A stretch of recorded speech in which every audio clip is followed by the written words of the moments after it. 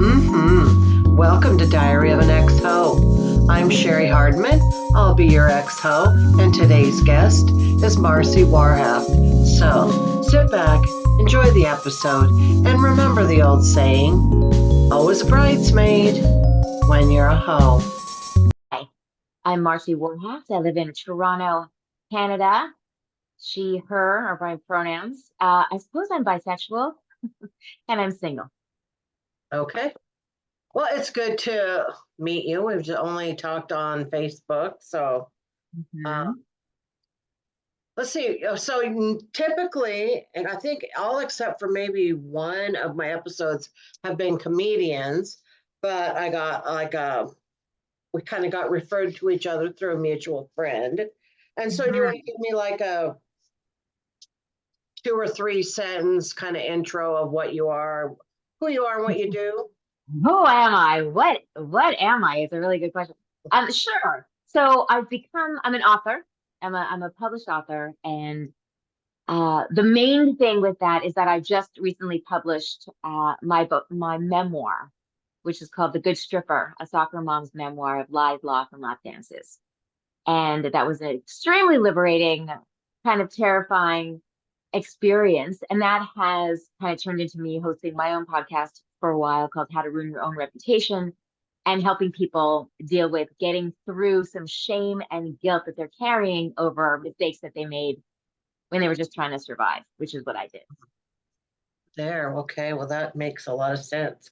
Okay. So the first thing I always do is a Mary Shag Kill. I try I try to orient it to the person, depending on how much I know about them. So let's go grab yours. Mary Shad Kill.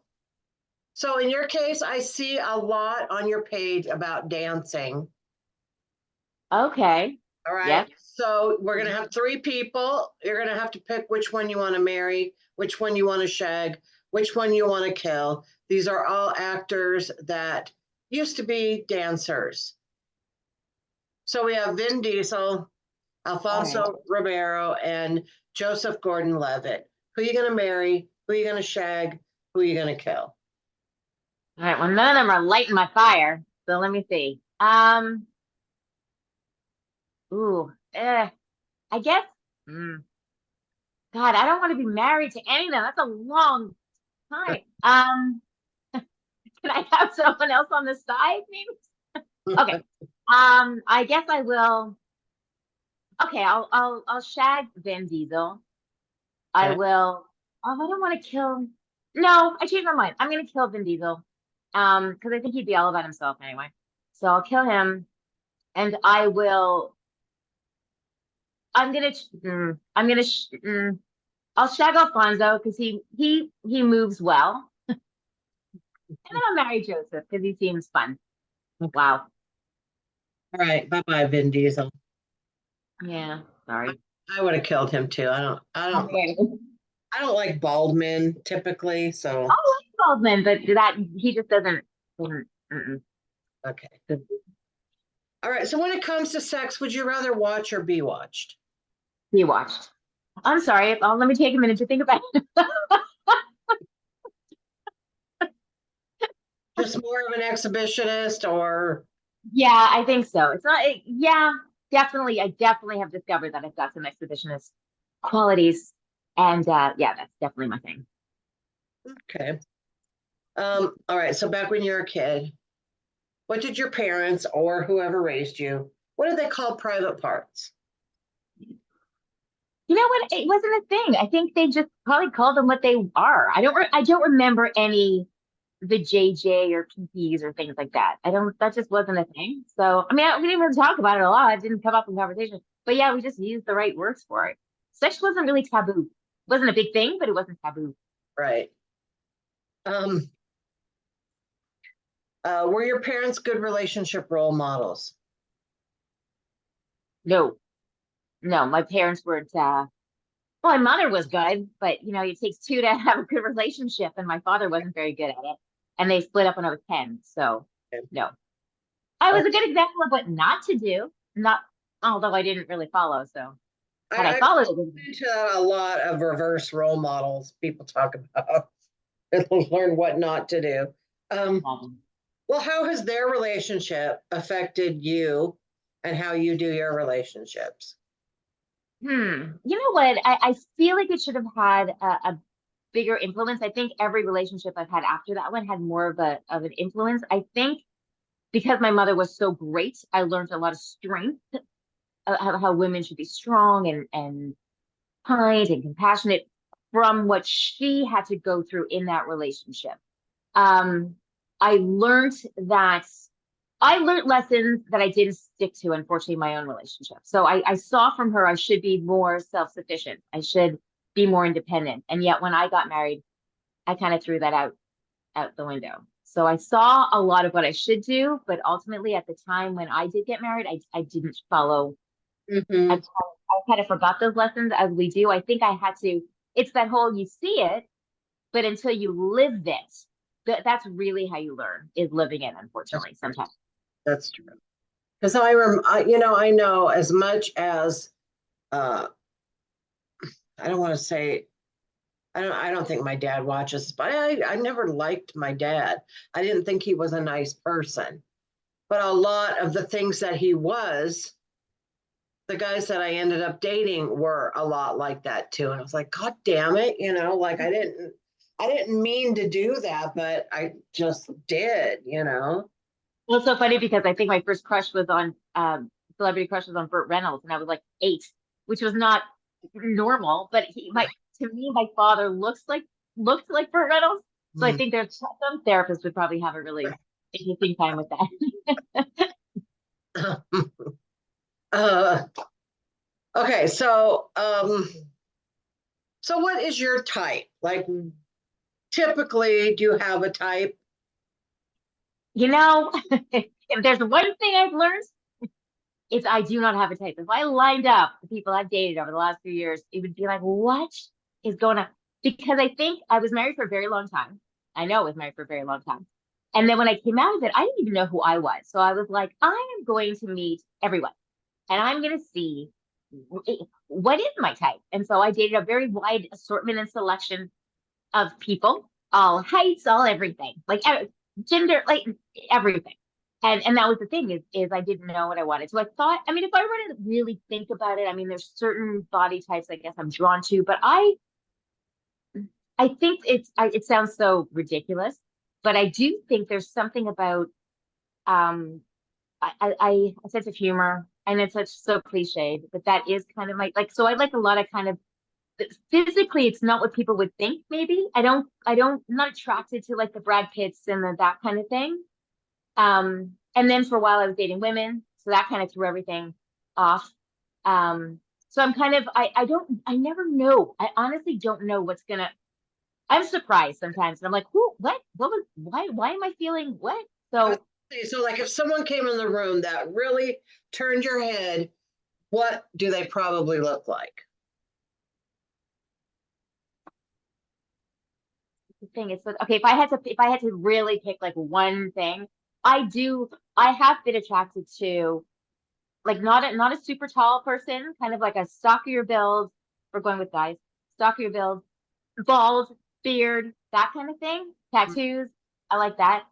Um, but it's really and for women, it's kind of like a boyishy kind of. So who knows? I don't know. That's interesting. This is the first time I've asked that question. Um, so it's interesting for myself. It's always, and this is almost embarrassing, a tall younger man with a man bun. That's so specific. Whoa, there goes my head. I don't know. I don't know. See, I can't really date younger because I have 2 grown sons. And so when I see somebody who's younger, like a boy, I think, oh, he's cute, but to me, it's like a child. Like I just can't, I can't, it just doesn't. So I'll typically date my age or older. Then I might venture a little younger, but not, I can't go too young. I'm not a cougar. It's not my thing. Yeah. All right. So now I want to ask you a little bit about like when you were a child, teenager, whatever, your younger years, about what I call your sexual awakening. So it's when you first started realizing, hey, sex is a thing, like there's something going on that I didn't know about before, whether it was like something you observed or somebody told you or feelings you had in your body. Can you tell me about that a little bit? So, I don't know what's, I honestly to think about when thought sex. I mean, I know that I remember talking about sex. I remember being quite young, like in elementary school, and I had a friend who was brilliant. And I remember her saying to me that we just talked about sex, and she said that she decided that her first time was going to be with somebody she didn't care about. And that she didn't really know because she wasn't going to be very good at it. So she wanted to make sure that that she was good Wow, at she it. really thought that through, didn't she? Right, yeah, for something she cared about. And I thought, that is so smart. That's really smart. So I remember just thinking about sex and that, but I wasn't overly sexual. However, I do remember two things. One thing, there was a guy, I was a teenager, maybe like 14. And I've had crushes before, but there was a guy who lived in my neighborhood, I guess, who I mean, it was beyond a crush. I looked at this guy. He was 7 years older. He rode a motorcycle. I couldn't breathe when I saw him. And I know he was 7 years older because he was in my sister's grade in school. And when her yearbook came out, I took it and I cut his picture out of the yearbook and I put it in my wallet and I carried it in my wallet for like a few years. And I remember being at like a Blockbuster Video and with some friends and he was there and we were at the front and he just looked at me, he just smiled and I remember it now and it was 40 years ago, but I remember that. And the remember thing that's kind of weird to say, but I'm gonna say it anyway. But I remember being again quite young, maybe early teens, and I remember I was out walking my dogs, and I was wearing like baggy sweatpants and like my brother's oversized sweatshirt. And my mother had come home from the store, and she passed me by. And when I got home, and she was great. So she wasn't saying this like in a critical way at all or anything. But she said to me, and I'll never forget this too. She said, "You have to be very careful." She said because it doesn't matter what you're wearing or what you're doing, you're exuding a sexuality, a sexiness. And I thought it's an interesting like and it's an interesting thing for like your mother to say. And again, she didn't say it in a way that was like being critical, but she was like to be careful. And I thought there was I still have this feeling when I walk, when I dance, of being very into my body and into my sexuality. I don't know when that started, but I'm guessing that started young if other people could see it. Interesting. Okay. Did you have any celebrity crushes? Yeah, I had a few. I had Besides Burt Reynolds. aside from him. You know who I love? No one is like you have to be of a certain age to know this one. But there was a show Emergency, and so there was I think his real name was Randolph Mantooth. And right, I remember I remember I would like lie in bed at night and I would like put my head in the pillow and like imitate like how the wounded people would act and like imagine him coming to save me. That's so weird, but I also liked Scott Baio, who's disappointed me in Oh, the yeah. later. Yeah. But there was a show called Battle of the Network Stars that they'd have once a year, where the three major television networks would play all these games, and he was always in like the obstacle courses and his little shorts and his headband. So Yeah. those are two that I remember. Um, those are good picks. It's funny because I can like tell kind of how old you are by those, that you're younger than me by about probably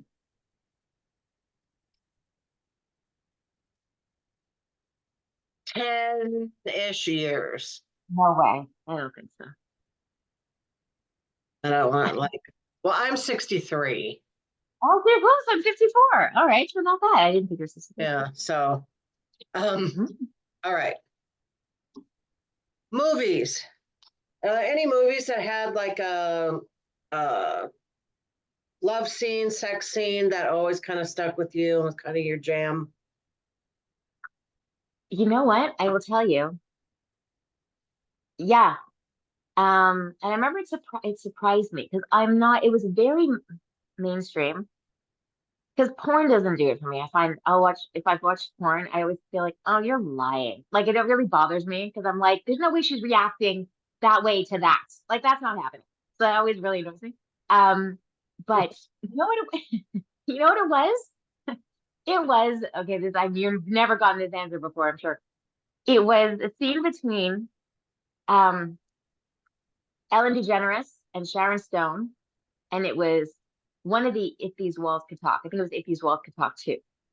And they were playing a couple, and there was a sex scene, and there was just something so almost like real, like it was so believable. Um, and I hadn't come out as bisexual or anything at that point. And I just remember thinking, like, that to me was, and I remember that, like, that was really a turn on. And of course, when I was like 15, I was infatuated with 9.5 Weeks, so I liked that too. It's still that was my first movie. I talk about 9.5 Weeks a lot on here about, Really? because that was my movie. There was the scene in the kitchen, especially, Yeah. and how I thought that was just the hottest movie until I watched it years later and went like, that was a really sick dynamic. Like I didn't I know. I really know. realize at the time it was just kind of like, oh, that's hot. But yeah. You know what though? My favorite line of any movie ever came from that movie, and it's something that it's a throwaway line that nobody would ever think about. And it was when he had bought her a gift, and she was sitting down or lying on a couch, and he put it down as a box, and she said, "Bring it to me." And he said, "I like to watch you move," and I love Oh, that line. And that's yeah. Yeah, I'm gonna have to watch that again. I don't know. So there are okay, a lot. go ahead.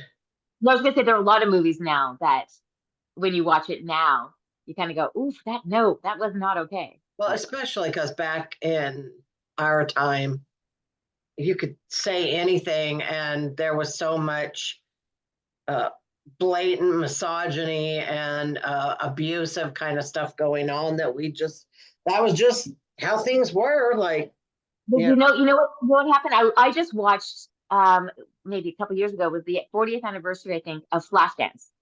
I love Flashdance. I was in a theater watching it again, and I'm watching going, wait, she was 18? Hold on, this was her boss? Wait, he followed her home? And like a whole bunch of women around it were all going, ooh, wait, we didn't. All of a sudden it was like very wrong. It was right, very right. creepy. But I was like, I love the music, but I was like, ooh, it didn't have the same, yeah. Hmm, for sure. All right, you already answered my next question about porn. Um, and I agree with you. It is hard to like, I mean, I don't mean to like be spilling my own secrets, but that exact thing happened to me this morning.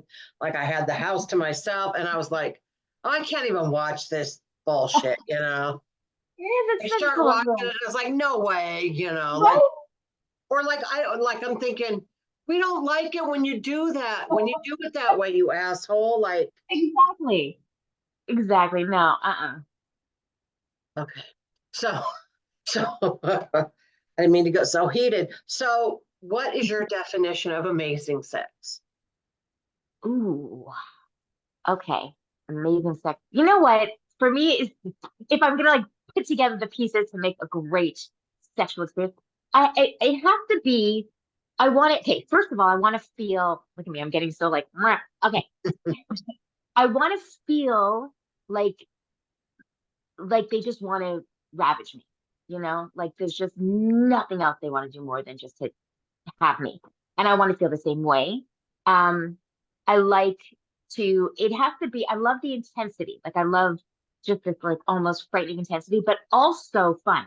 Like I love, that's the thing. Like it has to be, I can't have that with somebody I don't know very well. Now, I'm not somebody that needs to be in a relationship. If I have sex, if that were the case, I'd never have sex.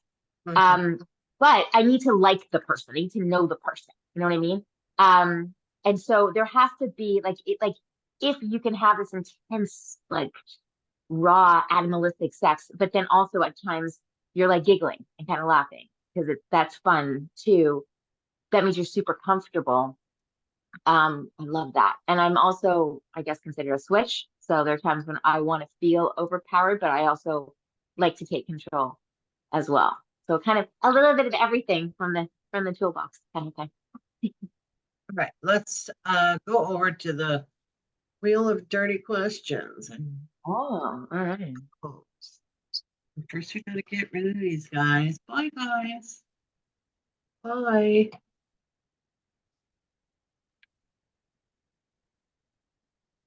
I forgot to do the sound. Oh, So is there like it's going to be a sound-free spin. Sorry. tick, tick, tick, tick, tick, tick, tick, tick, tick. Have you ever cheated on anyone? Interesting question. It's an interesting question. I have never cheated on anyone. However, I have had sex outside my marriage, but there was a gray line that had been crossed. So I'll say no, but All right. How's your body image? sorry, how's my body image? What we said? How Oh, is your body image? you're talking to somebody who is considered an expert in the body image field. I did workshops on body image and self-esteem at schools for many years and was a body image expert for a couple of magazines and wrote a book for parents on raising kids with healthy body image. That's kind of my wheelhouse because I had horrible body image and self-esteem issues for most of my life. I dealt with severe eating disorders for most of my life and went into recovery in my late 30s and battled it for a while and have super strong recovery now. So I will say now in my 50s, I'm the most comfortable and the most confident with myself. However, I think that it's something that will, there's always kind of I know that I tend to be overly critical of myself, like most of us are, I think. Um, and I'd love to say that I never think about it or worry about it, but if that's not true. However, I live in recovery rather than in the disorder. So my body image and self-esteem is really good now, but it took half a century for me to get here. Okay. All right. So I don't know if I want to keep doing this question because I kind of got it figured out. But have you ever been made to feel at any point in your life? Has anybody tried at least or made you feel shame about having female body parts in any way?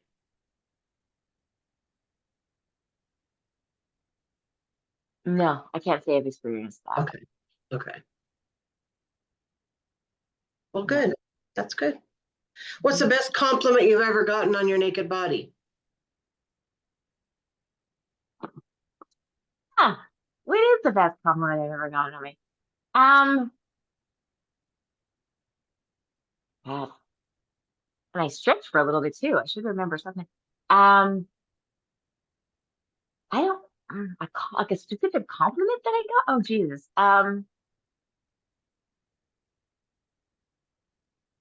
I don't know. Do you remember a specific compliment that you like on a specific part of my body? I don't. I had a okay. How's this one? 'Cause I wrote about it in my book. I might as well say it. Can I say words? Like, can Yeah. you? Can I say words? Or You do can I say have to whatever mind you want. I'll tell you this because it's kind of funny. I was at a strip club with my ex-husband a million years ago, and it was a club where they pulled people up on stage and they flashed like the women, but I was so messed up. I'm like, you can just take off my. So I got naked, and one of the dancers came over to me and she said, "You have the prettiest pussy I've ever seen." That's nice, actually. That's Coming, a thing that's better. I think. I mean, it's kind of yeah, better, yeah. better than just coming from a dude. Yeah. Well, I figure she's seen a lot, so Right. that's. Do you have any sexual regrets? Oh, Jesus.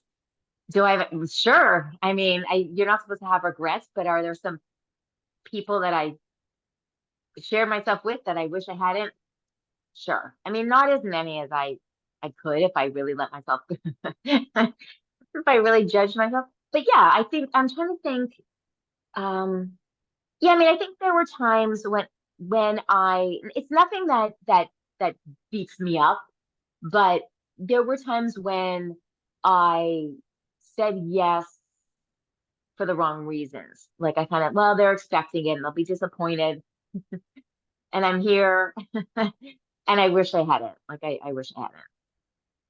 Um, have you ever had sex with someone just to get them to go home? Oh, probably. I mean, I know that there's been times when I was just like, yeah, like I knew that I was only gonna finish myself off when they left. But it was you're like waiting. Um, yeah, I mean that's part of it, right? It's like that's what you're That sort of expected to do. So it's kind of that question is just my friendship test. Like if you, I don't want to be friends with anyone that says no to that question. All right. All right. What is your whole song? The song that when you hear it, your whole spirit comes out. God, I've got a whole playlist of hoes. You kidding me? Jesus. Um, okay, there's a great song now. So I'm gonna go with my guilty pleasure one, and then I'm gonna give you another one, a newer one. Okay, Okay. can I do that? My guilty pleasure one, because it's so embarrassing, but it's Pony by Genuine. I think everyone has that. Right. Um, but then there's a song called Like You Mean It by someone named Steven Rodriguez, and the chorus is "Fuck me like you mean it." It's really good. So check that out. Okay. All right. What's your Instagram? Oh wow, that just threw me. It's just my name, Marci Warhaft. Okay. Um, so this will be coming out in the middle of October. Do you have anything in particular around that time you'd like to promote, or just Yeah, anything you'd like to my promote in book. general? Just always my book. Just the Good Okay. Stripper. It's bookstores and Amazon and Audible. All right. So now we're at the point where it's your turn to just tell some stories. If you want to kind of tell your story and maybe like a little sex story, that would be Oh, fantastic. So this all is at right. your discretion, and I'm just going to sit here and be entertained by you. Oh, so you just want sort of a brief kind of thing about my story and then just a funny story. Okay, well, just say quickly, I guess with the book, it's without sounding too like I'm plugging it too much, but really it was I kept secrets for 20 years about stuff I had done in my past, and it was killing me. I was so afraid that my kids were going to find out, and people were going to find out, and people were going to just hate me, and every time I meet somebody, I'm like, what do I tell them? What do I not tell them? And I hated that. And I was turning 50, and I'm like, okay, I'm done with like. There's more years behind me than ahead of me. I'm not going to die with these secrets and screw it. So I put everything in a book, and it was how I started out as this little girl who had everything, who felt loved and supported and all of that. And then life was like, not so fast, and started sucker punching me. First by like, my brother died, and then my stepfather was arrested for bank robbery, and my mother died, like just a whole bunch of horrible things. And then my marriage turned. And my husband, who I don't, no hard feelings, um, but really decided to he wanted to sort of open up our marriage in a way that I personally felt was manipulative. And it was a time when I had just survived a near fatal illness and was my had no family, and so I felt very very unloved at this time, and found that the only way to find self-worth was I had two little kids at the time, and my goal was to be the best mother I could be because I had a great mother who had died and I almost died, and I wanted them to like have every memory of theirs to be fantastic. But then I felt that if I couldn't be loved because my partner at the time wanted to sort of share me and open it up and whatever, then I guess I could be desired. And I decided to find my self worth through my body and through sexuality, but not more. I allowed myself to be sexualized. I sexualized myself.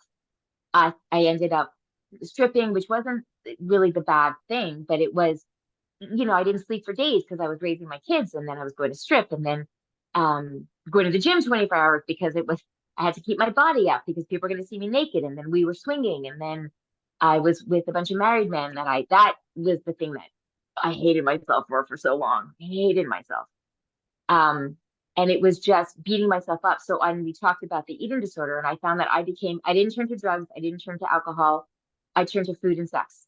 And so I abused myself with food and sex. So I would starve myself with the food, and then I would have sex with the wrong people. And to prove to myself how horrible a person I was, I would keep having sex with the wrong people. It was just this, and then sometimes there was one man in particular who was married, and I felt I hated myself for it. He didn't care about me. I knew that.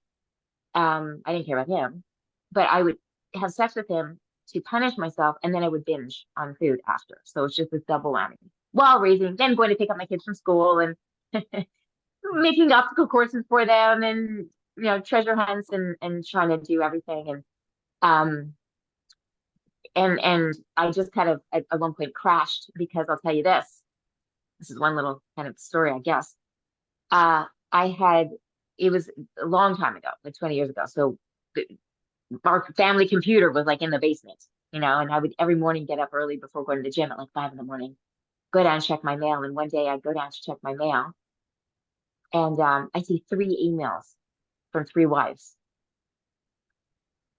And I was like, does nobody know how to delete text messages? I don't understand. But and that was 3 people saying bad things to me, and they should. I had been with 3 people, and I realized then that I was hurting somebody else.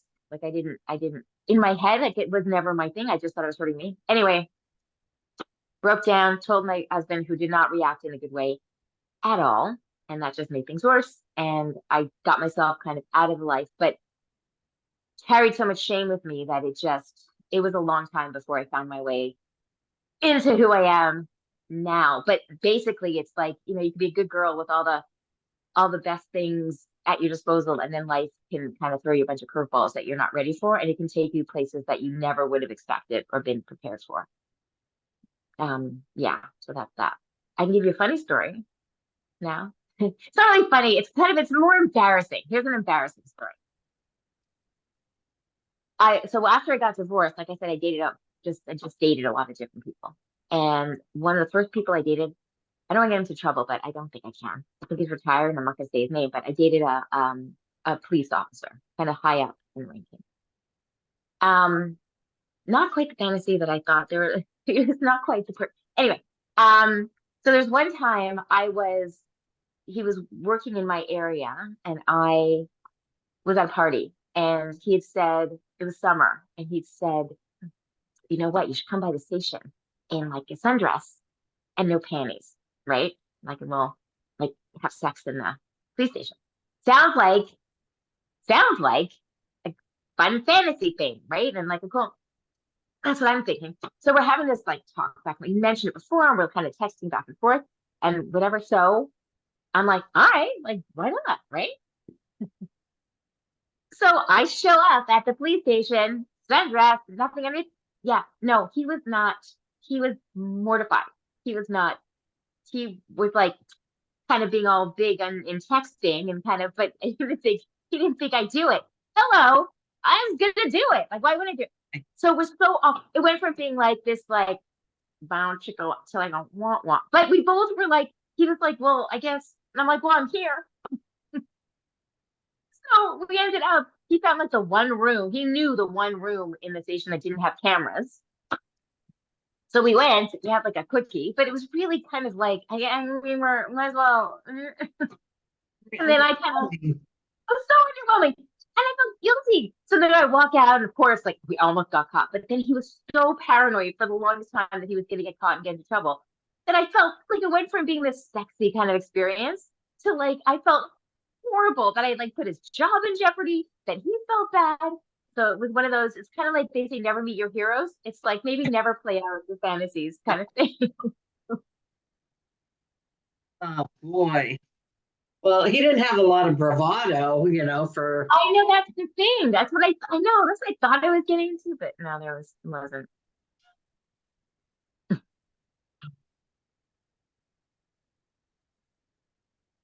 He missed out on a lot of fun. That could have been way more fun than. Right? Seriously. Well, kudos to you for being a good, willing partner. Right? I agree. Yeah. Didn't change me. All right. All right. Well, God, it's been great meeting you and talking to you. I guess that's it. I'll have your All right. I'll have your I'm Instagram. embarrassed already. So okay. So Yeah, we're done. All right, well, thank you. I'll talk to you Okay. sometime soon. All right, bye-bye. Okay. Bye.